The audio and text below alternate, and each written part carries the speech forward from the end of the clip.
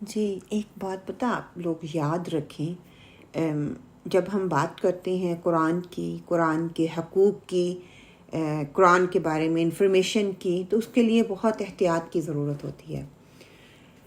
کئی دفعہ یہ بات آتی ہے نا، لوگوں سے جب پوچھا جاتا ہے، جنرل نالج کے کوسچن کیے جاتے ہیں تو لوگوں کو بہت معلومات ہوتی ہیں اس کے حوالے سے، لیکن جب ہم یہ سوال کرتے ہیں کہ قرآن کی کتنی منزلیں، ہر بندہ اس کا جواب آپ کو دے دے گا کہ 7 منزلیں ہیں، لیکن اگر پوچھا جائے کہ کون سی منزل جو ہے کس سورت سے شروع ہوتی ہے، تو اکثر جو ہے لوگ، اکثر کیا میں خود کو بھی اسی میں سمجھتی ہوں نا، کم میں، کہ ہم سوچ کر بتائیں گے یا پھر ہمیں اس کا اندازہ ہی نہیں ہوتا کہ کہاں سے کون سی منزل کتنے اسپاروں پہ مشتمل ہے۔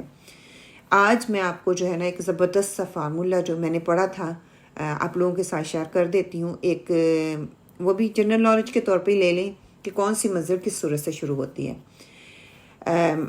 آپ کو ایک لفظ جو ہے وہ یاد رکھیں آپ، فمی بشوک۔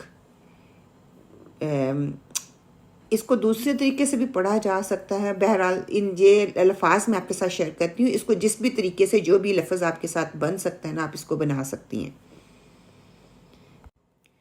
وہ لفظ کیا ہے؟ فا، میم، یا، با، شین، واو، قاف، ٹھیک ہے؟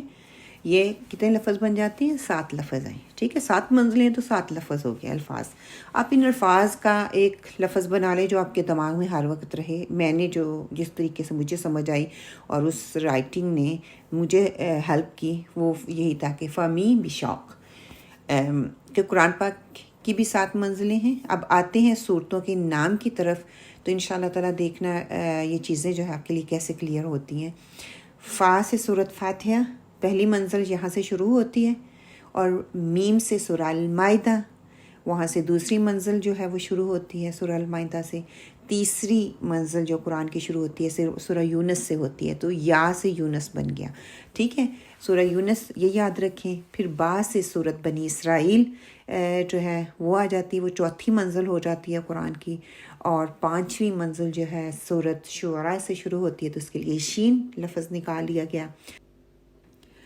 اور جو ہے 6ٹھی منزل والصفات، جو سورہ صفات ہے نا، اس کے لیے وہ جو واو ہے تو وہ آ گیا کہ جس حرف سے شروع ہو رہی ہے اسی کا لحاظ ہے، اور یہ صورت واو سے شروع ہو رہی ہے تو واو اس کے لیے لکھ دیا گیا ہے نا، آپ اس کو یاد کر لیں۔ اور قاف جو ہے، موٹے والی قاف جو ہے نا، سورہ قاف نہیں، سورہ قاف جو ہے 7ویں منزل وہاں سے شروع ہوتی ہے، تو وہ آپ یاد کر لیں۔